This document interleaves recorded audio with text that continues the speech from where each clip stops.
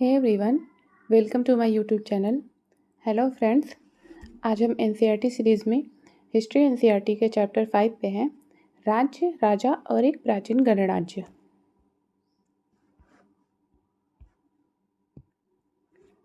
तो हमारा चैप्टर 5 है। इसमें एक लड़के के मन की बात कही जा रही है यहाँ पे कि जब शंकरन उठा तो उसने देखा कि उसके नाना नानी वोट डालने जा रहे थे। दरअसल वे चुनाव केंद्र पर सबसे पहले पहुंचना चाहते थे। शंकरन जानना चाहता था कि आखिर वे इतने उत्साहित क्यों थे। उसके नाना जी ने उसे जल्दी में समझाने की कोशिश की और कहा, आज हम अपने शासकों का चुनाव करने जा रहे हैं। तो यहाँ पे देखिए क्या दिया है, कुछ लोग शासक कैसे बनते हैं। यहाँ पे बताया जा रहा है कि कुछ लोग शासक कैसे बनते हैं। लगभग 50 वर्षों से हम अपने शासकों का चुनाव मतदान के जरिए करते आ रहे हैं, लेकिन बहुत पहले लोग शासक कैसे बनते थे। हमने अध्याय 4 में यह पढ़ा है कि कुछ राजा संभवतः जन यानी लोगों द्वारा चुने जाते थे, परंतु करीब 3000 साल पहले राजा बनने की इस प्रक्रिया में कुछ परिवर्तन दिखाई दिए। कुछ लोग बड़े बड़े यज्ञों का आयोजन कर राजा के रूप में प्रतिष्ठित हो गए। अश्वमेध यज्ञ एक ऐसा ही आयोजन था। इसमें एक घोड़े को राजा के लोगों की देखरेख में स्वतंत्र विचरण के लिए छोड़ दिया जाता था। इस घोड़े को किसी दूसरे राजा ने रोका तो उसे वहां अश्वमेध यज्ञ करने वाले राजा से लड़ाई करनी पड़ती थी। अगर उन्होंने घोड़े को जाने दिया तो इसका मतलब यह होता था कि अश्वमेध यज्ञ करने वाले राजा उनसे ज़्यादा शक्तिशाली था।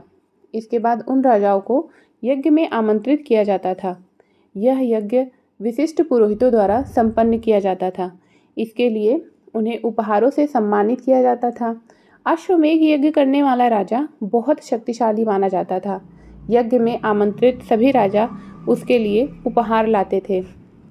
तो देखिए, अगर आप रामायण के बारे में भी जानते होंगे तो आपको पता है कि भगवान श्री राम ने भी अश्वमेध यज्ञ किया था।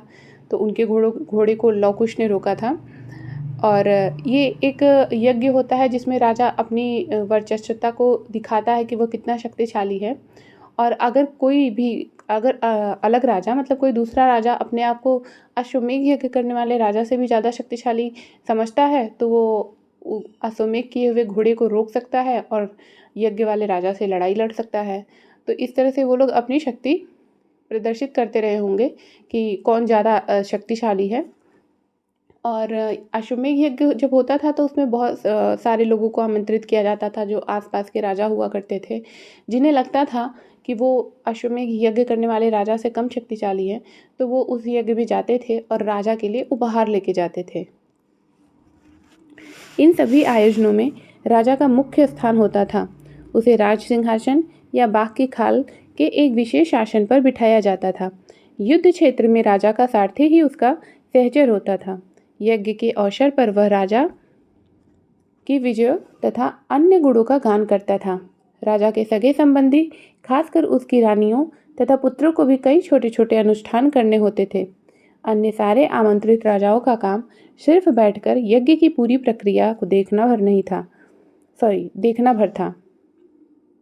राजा के ऊपर पुरोहित पवित्र जल के छिड़काव के साथ साथ अन्य कई अनुष्ठान करता था।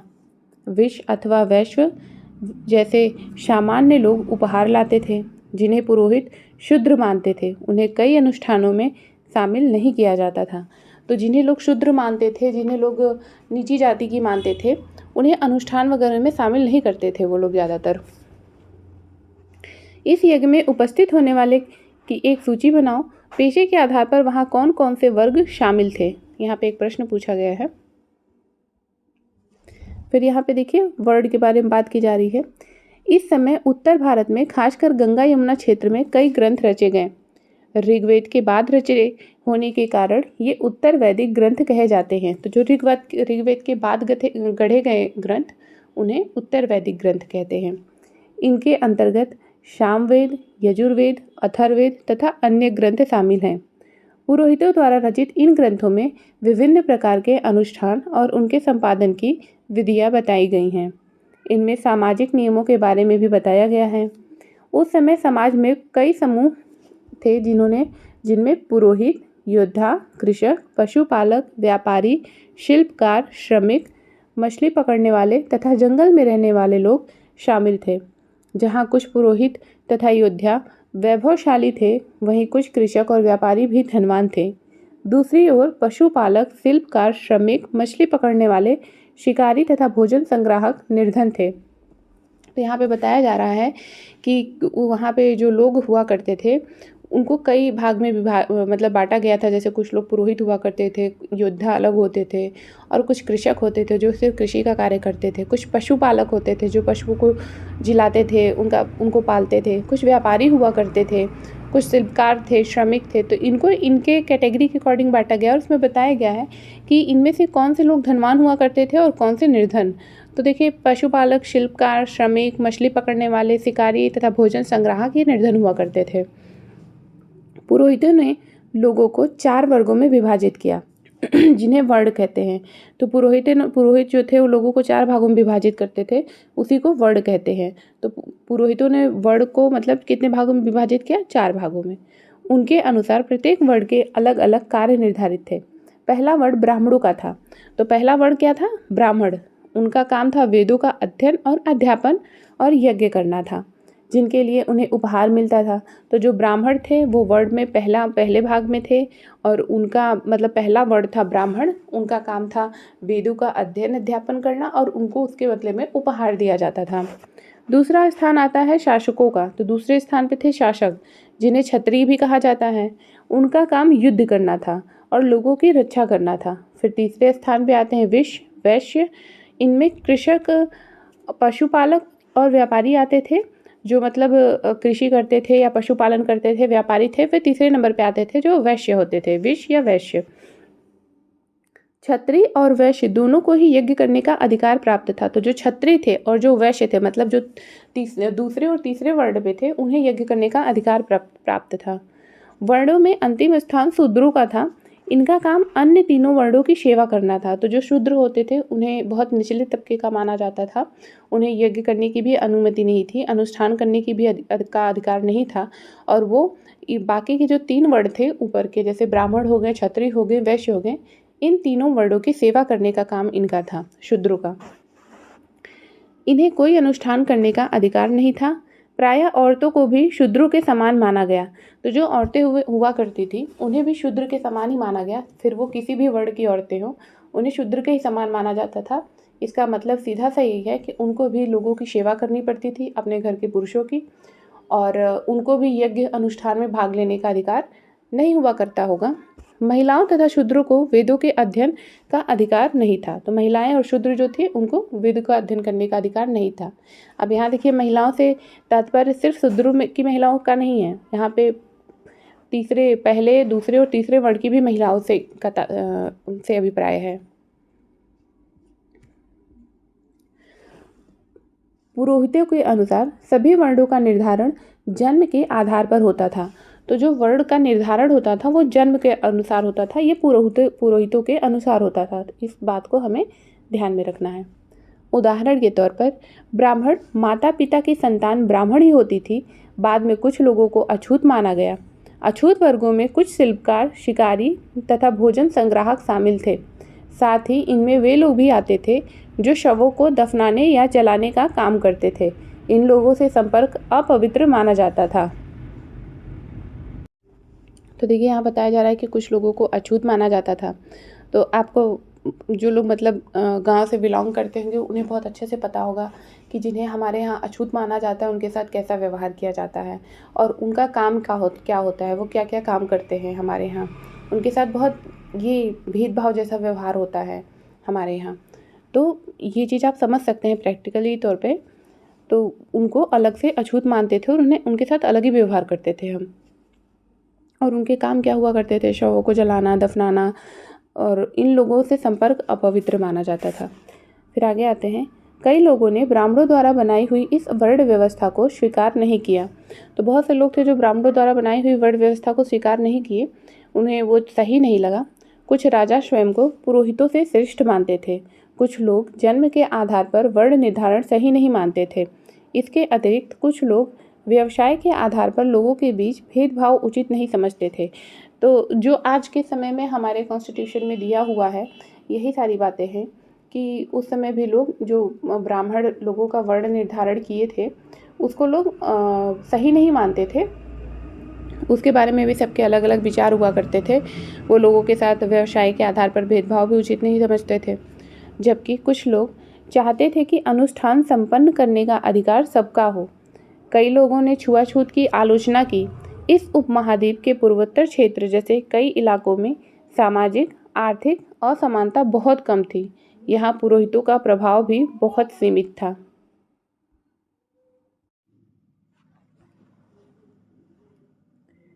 फिर यहाँ पे देखिए क्या दिया जा रहा है। जनपद। महायज्ञों को करने वाले राजा अब जन के राजा ना होकर जनपदों के राजा माने जाने लगे। तो महायज्ञ जो करते थे राजा वो जन के राजा नहीं होते थे, मतलब लोगों के राजा ना होकर जनपद के राजा, मतलब पूरी उस जगह के राजा माने जाने लगे। जनपद का शाब्दिक अर्थ जन के बसने की जगह होता है। तो जनपद का जो शाब्दिक अर्थ है वो जन के बसने की जगह। कुछ महत्वपूर्ण जनपद मानचित्र 4 में दिखाए गए हैं। तो एक मानचित्र दिया गया, उसकी बात की गई है। पुरातत्वविदों ने इन जनपदों की कई बस्तियों की खुदाई की। दिल्ली में पुराना किला, उत्तर प्रदेश में मेरठ के पास हस्तिनापुर और एटा के पास अतरंजी खेड़ा इनमें प्रमुख हैं। तो ये हमें ध्यान में रखना है, जो इन कुछ जनपदों की बात की जा रही है ये हमें ध्यान में रखना है। खुदाई से पता चलता है कि लोग झोपड़ियों में रहते थे और मवेशियों तथा अन्य जानवरों को पालते थे। वे चावल, गेहूं, धान, जौ, दालें, गन्ना, तिल तथा सरसों जैसी फसलें उगाते थे। लोग मिट्टी के बर्तन भी बनाते थे। इनमें कुछ धूसर और कुछ लाल रंग के होते थे। इन पुरास्थलों में कुछ विशेष प्रकार के बर्तन मिले हैं जिन्हें चित्रित धूसर पात्र के रूप में जाना जाता है। जैसा कि इनके नाम से ही स्पष्ट है, इन बर्तनों पर चित्रकारी की गई है। ये आमतौर पर सरल रेखाओं तथा ज्यामितीय आकृतियों के रूप में हैं। जैसे यहाँ पे एक आपको बर्तन का इमेज दिखाई दे रहा है, इसी की बात की जा रही है कि ये मिट्टी के बनाए जाते थे और इन पे ये देखिए पेंटिंग की गई है, चित्र बनाया गया है इस पे। चित्रित धूसर पात्र, इस तरह के पात्रों में ज़्यादातर थालियाँ और कटोरियाँ ही मिली हैं। ये पात्र बहुत ही पतली सतह के सुंदर और चिकने हैं। शायद इसका प्रयोग खास मौक़ों पर महत्वपूर्ण लोगों को भोजन परोसने के लिए किया जाता था। ये भी एक अनुमान ही लगाया गया है कि शायद ऐसा हुआ होगा।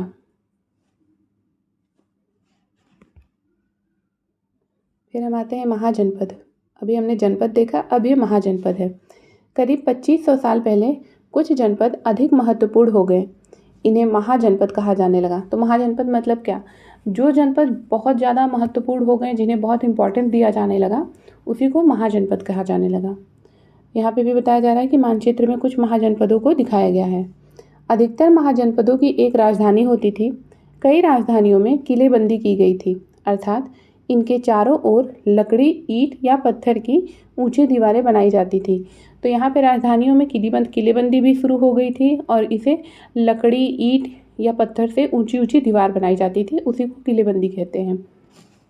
ऐसा लगता है कि लोगों ने अन्य राजाओं के आक्रमण से डरकर अपनी सुरक्षा के लिए इन किलों का निर्माण किया था। ये माना जाता है कि लोग आक्रमण से डरकर अपनी रक्षा के लिए इसका निर्माण कराते थे किले का। कुछ राजा अपनी राजधानी के चारों ओर विशाल, ऊंची और प्रभावशाली दीवार खड़ी कर अपनी समृद्धि और शक्ति का प्रदर्शन भी करते थे। इस तरह से किले के अंदर रहने वाले लोगों और उस क्षेत्र पर नियंत्रण रखना भी सरल हो जाता होगा। इस तरह की विशाल दीवार बनाने के लिए व्यापक योजना की आवश्यकता थी और लोग लाखों की संख्या में ईंटों तथा पत्थरों का इंतजाम करना पड़ता था। हजारों स्त्री पुरुषों तथा बच्चों ने इसके लिए अथक परिश्रम किया होगा। इनके लिए संसाधनों की आवश्यकता पड़ती होगी। अब राजा सेना रखने लगे थे। सिपाहियों को नियमित वेतन देकर पूरे साल रखा जाता था। तो अब जो है कि जब हमने हड़प्पा सभ्यता पढ़ा था तो बताया गया था वहाँ पे कि वो लोग सेना नहीं रखते थे, पर धीरे धीरे जब ऋग्वैदिक काल आया तो लोग सेना भी रखने लगे थे और उनको नियमित वेतन भी दिया जाता था। कुछ भुगतान संभवतः आहत सिक्कों के रूप में होता था। इन सिक्कों के बारे में हम अध्याय 8 में पढ़ेंगे। तो आहत सिक्के, जिनको मतलब ऐसे आहत करके बनाया जाता था। आहत का मतलब ऐसे ये वही मैप है जहाँ हमको देखना है।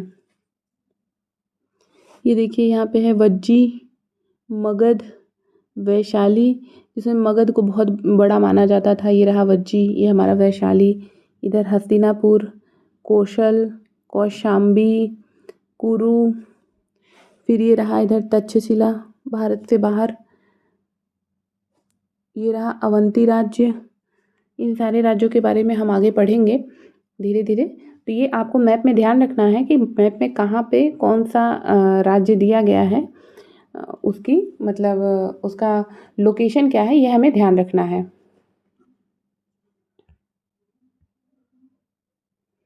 ये देखिए एक इमेज बताया जा रहा है कौशाम्बी किले की दीवार। ये किले की दीवार है, कौशाम्बी किले की दीवार। यह चित्र आधुनिक उत्तर प्रदेश के इलाहाबाद के पास मिली ईंट की दीवार का अवशेष है। इसके एक भाग का निर्माण संभवतः 2500 साल पहले हुआ था। तो इसका निर्माण संभवतः 2500 साल पहले हुआ होगा। कर, अब हम कर के बारे में पढ़ेंगे। महाजनपदों के राजा विशाल किले बनवाते थे और बड़ी सेना रखते थे, इसलिए उन्हें प्रचुर संसाधनों की आवश्यकता होती थी। इसके लिए उन्हें कर्मचारियों की भी आवश्यकता होती थी। अतः महाजनपदों के राजा लोगों द्वारा समय समय पर लाए गए उपहारों पर निर्भर न रहकर अब नियमित रूप से कर वसूलने लगे थे। तो वो पहले उपहार जो लोग लाते थे तो उपहार से ही काम चल जाता था उन लोगों का, पर अब वो नियमित सेना रखने लगे थे, जिनकी वजह से उन्हें नियमित सेना को वेतन भी देना पड़ता था, जिसके लिए उन्हें प्रचुर मात्रा में धन की आवश्यकता होती थी। तो वो लोगों पे कर लगाने लगे, जिससे उनके धन की जो कमी है वो पूरी हो सके। तो कर लगाने के उनके क्या क्या पैमाने थे। फसलों पर लगाए गए कर सबसे महत्वपूर्ण थे, क्योंकि अधिकांश लोग कृषक ही थे। प्रायः उपज का 1/6वां हिस्सा कर के रूप में निर्धारित किया गया था, जिसे भाग कहा जाता था। तो अगर प्रश्न पूछा जाए कि ऋग वैदिक काल में भाग शब्द का क्या मतलब है, तो वहाँ पे ये उपज का 1/6वां हिस्सा कर के रूप में निर्धारित किया जाता था, इसे भाग कहा जाता था। फिर हम आते हैं कारीगरों के ऊपर भी कर लगाए गए, जो प्रायः श्रम के रूप में चुकाए जाते थे। जैसे कि एक बुनकर, लोहार या सुनार को राजा के लिए महीने में 1 दिन काम करना पड़ता था। तो ये उनका कर हुआ करता था। वो राजा के लिए महीने में 1 दिन काम करते थे, जो कि मुफ्त काम हुआ करता था, उसके लिए उन्हें कोई पैसे नहीं मिलते थे। पशुपालकों को जानवरों या उनके उत्पादन के रूप में कर देना पड़ता था। तो जो पशुपालक थे वो या तो अपना जानवर या उनसे जो उनको उत्पादक होता था, उनसे जो प्राप्त करते थे, उसको कर के रूप में देना पड़ता था। व्यापारियों को सामान खरीदने बेचने पर भी कर देना पड़ता था। आखेटकों तथा संग्राहकों को जंगल से प्राप्त वस्तुएं देनी होती थी। तो जो वो आखेटक हुआ करते थे, जो संग्राहक हुआ करते थे, वो जंगल से जो भी चीज़ें लाते थे उसमें से कुछ हिस्सा उनको कर के रूप में देना पड़ता था। कृषि में परिवर्तन। फिर यहाँ पे कृषि में किस प्रकार का परिवर्तन हुआ उसके बारे में बात की जा रही है। इस युग में कृषि के क्षेत्र में 2 बड़े परिवर्तन आए। हल के फाल अब लोहे के बनने लगे। तो पहले जो हल के फाल हुआ करते थे वो शायद पत्थर के रहा करते होंगे या पत्थर के ही रहा करते होंगे, पर यहाँ पे अब लोहे के बनने लगे। अब कठोर ज़मीन को लकड़ी के फाल की तुलना में लोहे के फाल से आसानी से जोता जा सकता था। तो पहले लकड़ी के फाल हुआ करते थे, अब लोहे के फाल बनने लगे। इससे फसलों की उपज बढ़ गई। दूसरे लोगों ने धान के पौधों का रोपण शुरू किया, अर्थात खेतों में बीज छिड़ककर धान उपजाने के बजाय धान के पौध तैयार कर उनका रोपण शुरू किया गया। अब पहले की तुलना में बहुत ज़्यादा पौधे जीवित रह जाते थे, इसलिए पैदावार भी ज़्यादा होने लगी। इसमें कमर तोड़ परिश्रम लगता था। ये काम ज़्यादातर दास, दासी तथा भूमिहीन खेतिहर मजदूर कमकार करते थे।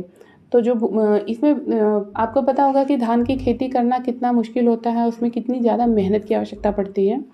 तो उसी की बात की जा रही है कि इसमें दास, दासी तथा भूमिहीन खेतिहर मजदूर काम करते थे। फिर यहाँ पे सूक्ष्म निरीक्षण दिया जा रहा है मगध का। मगध का निरीक्षण अभी हमने मानचित्र में मगध देखा था। लगभग 200 सालों के भीतर मगध सबसे महत्वपूर्ण जनपद बन गया। गंगा और सोन जैसी नदियाँ मगध से होकर बहती थी। ये यातायात, जल वितरण और ज़मीन को उपजाऊ बनाने के लिए बहुत महत्वपूर्ण थी। मगध का एक हिस्सा जंगलों से भरा था। इन जंगलों में रहने वाले हाथियों को पकड़कर और उन्हें प्रशिक्षित कर सेना के काम में लगाया जाता था।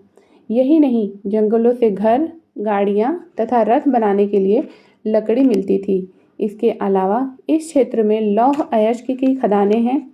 मजबूत औजार और हथियार बनाने के लिए ये बहुत उपयोगी थे। तो ये जो मगध है ये देखा जाए तो इसका जो जंगल था वो भी संपदा से भरा हुआ था। वहाँ पे जानवर भी हुआ करते थे जिनका उपयोग वो, जैसे हाथी जैसे जानवर का उपयोग वो अपने प्रशिक्षित करके अपनी गाड़ियों में लगाने के लिए यूज़ कर सकते थे उनको। तो इस तरह से मगध के बारे में बताया जा रहा है। मगध में दो बहुत ही शक्तिशाली शासक बिंबिसार तथा अजातशत्रु हुए।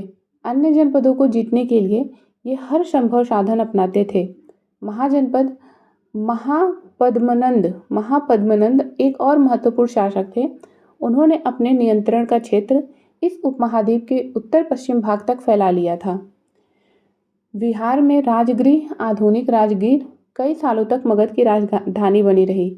बाद में पाटलिपुत्र, आज का पटना, को राजधानी बनाया गया। तो यहाँ पे एक और फैक्ट है कि मगध की राजधानी जो पहले हुआ करती थी वो राजगृह थी और उसको बदल के अब पाटलिपुत्र कर दिया गया था, जो आज का पटना है। 2300 साल से भी पहले की बात है। मेसिडोनिया का राजा सिकंदर विश्व विजय करना चाहता था। पूरी तरह सफल न होने पर भी वह मिस्र और पश्चिमी एशिया के कुछ राज्यों को जीतता हुआ भारतीय उपमहाद्वीप में व्यास नदी के किनारे तक पहुंच गया। जब उसने मगध की ओर कूच करना चाहा तो उसके सिपाहियों ने इनकार कर दिया। वे इस बात से भयभीत थे कि भारत के शासकों के पास पैदल, रथ और हाथियों की बहुत बड़ी सेना थी। तो उन्हें पता था कि मगध बहुत ज़्यादा शक्तिशाली राज्य था और मगध के पास काफ़ी प्रचुर मात्रा में सिपाही हुआ करते थे और उनके पास मतलब हर तरह के सिपाही थे, रथ था, तो इसलिए वो भी भयभीत रहा करते थे। फिर हम आते हैं वज्जी पे। जैसा कि तुमने ऊपर पढ़ा, मगध एक शक्तिशाली राज्य बन गया था। उसके नज़दीक ही वज्जी राज्य था जिसकी राजधानी वैशाली थी। यहाँ एक अलग किस्म की शासन व्यवस्था थी जिसे गढ़ या संघ कहते थे। गढ़ या संघ में कई शासक होते थे। कभी कभी लोग एक साथ शासन करते थे जिसमें से प्रत्येक व्यक्ति राजा कहलाता था। ये सभी राजा विभिन्न अनुष्ठानों को एक साथ संपन्न करते थे। सभाओं में बैठकर ये बातचीत, बहस और वाद विवाद के जरिए तय करते थे कि क्या करना है और किस तरह करना है। शत्रुओं के आक्रमण से निपटने के लिए वे मिलकर चर्चाएं करते थे। स्त्रियां, दास तथा कर्मकार इन सभाओं में हिस्सा नहीं लेते थे। तो जो स्त्रियां होती थी, दास होते थे या जो काम करने वाले होते थे, वो इस तरह की सभाओं में हिस्सा नहीं लेते थे। तो यहाँ पे जैसे दिया जा रहा है गढ़। गढ़ शब्द का प्रयोग कई सदस्यों वाले समूह के लिए किया जाता है। गढ़ मतलब कई सदस्यों का जो समूह हो उसे गढ़ कहते थे। और संघ का अर्थ यहाँ पे हुआ संघ अर्थात संगठन या सभा। कई लोगों का समूह, संगठन या सभा।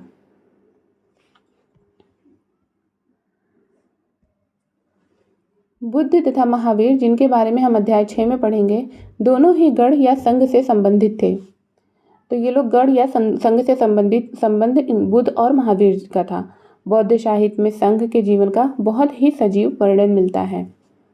वज्जी संघ का यह वर्णन दीघ निकाय से लिया गया है। दीघ निकाय एक प्रसिद्ध बौद्ध ग्रंथ है जिसमें बुद्ध के कई व्याख्यान दिए गए हैं। इन्हें करीब 2300 साल पहले लिखा गया था।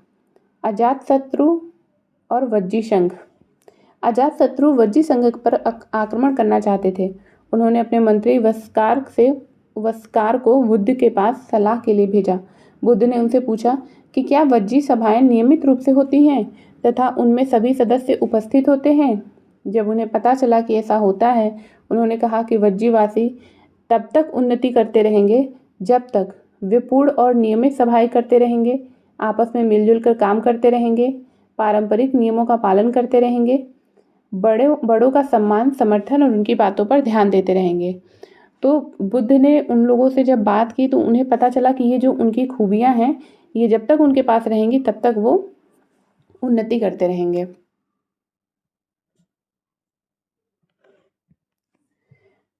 वज्जी महिलाओं के साथ जोर जबरदस्ती नहीं करेंगे और उन्हें बंधक नहीं बनाएंगे। शहरों तथा गांवों में चैत्यों का रखरखाव करेंगे। विभिन्न मतावलंबी संतों का सम्मान करेंगे और उनके आने या जाने पर कोई रोक नहीं लगाएंगे। तो ये सारी जो वजहें थी जिसकी वजह से वज्जी उन्नति कर रहा था। कई शक्तिशाली राजा इन संघों को जीतना चाहते थे। इसके बावजूद उनका राज्य अब से लगभग 1500 साल पहले तक चलता रहा। उसके बाद गुप्त शासकों ने गढ़ और संघ पर विजय प्राप्त कर उन्हें अपने राज्य में शामिल कर लिया। इनके बारे में हम अध्याय 10 में पढ़ेंगे। तो 1500 साल पहले तक अब से 1500 साल पहले तक उनका राज्य चलता रहा, पर उसके बाद गुप्त शासक ने उनको अपने में मतलब उनके ऊपर युद्ध करके विजय प्राप्त करके उनको अपने राज्य में शामिल कर लिया। फिर वज्जी साम्राज्य भी समाप्त हो गया। यहाँ पे बताया जा रहा है कि अपने एटलस में यूनान और एथेंस को ढूंढो। लगभग 2500 साल पहले एथेंस के लोगों ने एक शासन व्यवस्था की स्थापना की जिसे प्रजातंत्र या गणतंत्र कहते हैं। तो एथेंस के लोग जो शासक व्यवस्था की स्थापना की उसे प्रजातंत्र या गणतंत्र कहते हैं। यह व्यवस्था लगभग 200 सालों तक चली। इसमें 30 साल के ऊपर के उन सभी पुरुषों को पूर्ण नागरिकता प्राप्त थी जो दास नहीं थे। वहाँ एक सभा था जो महत्वपूर्ण विषयों पर निर्णय लेने के लिए साल भर में कम से कम 40 बार बुलाई जाती थी। तो जो महत्वपूर्ण विषय होते थे उस पर निर्णय लेने के लिए जब सभा बुलाई जाती थी और वो साल भर में उसकी कम से कम वो 40 बार बुलाई जाती थी। इस सभा में सभी नागरिक भाग ले सकते थे। शासन के कई पदों पर नियुक्तियां लॉटरियों द्वारा की जाती थी। सभी नागरिकों को सेना और नौसेना में अपनी सेवाएं देनी होती थी। औरतों को नागरिक का दर्जा नहीं मिलता था। जो औरतें थीं उन्हें नागरिक का दर्जा नहीं मिला करता था। व्यापारियों तथा शिल्पकारों के रूप में एथेंस में रहने और काम करने वाले बहुत से विदेशियों को भी नागरिक अधिकार नहीं मिले थे। एथेंस में खदानों, खेतों, घरों और कार्यशालाओं में काम कर रहे दासों को भी नागरिक अधिकार नहीं मिले थे। तो ये बात की जा रही है एथेंस की, जहाँ पे ये सारी व्यवस्थाएं थी और वहाँ पे भी औरतों, दासों को नागरिकों का अधिकार नहीं मिलता था। तो यहाँ हमारा चैप्टर ख़त्म होता है। और अगर आप चैनल पे पहली बार आए हैं तो प्लीज़ चैनल को लाइक करिए, सब्सक्राइब करिए, शेयर करिए। और हम यहाँ पे एनसीईआरटी का कंप्लीट सीरीज़ पूरा करेंगे और उसके एमसीक्यूज़ भी लेकर आएंगे। और जो भी इसमें प्रॉब्लम हो रही है, मतलब जो भी आपको समझ में नहीं आ रहा है या कोई अगर आपको इशू लगता है तो आप कमेंट बॉक्स में ज़रूर बताइएगा, मैं उसे सुधारने की कोशिश करूँगी। Thanks for watching, keep supporting.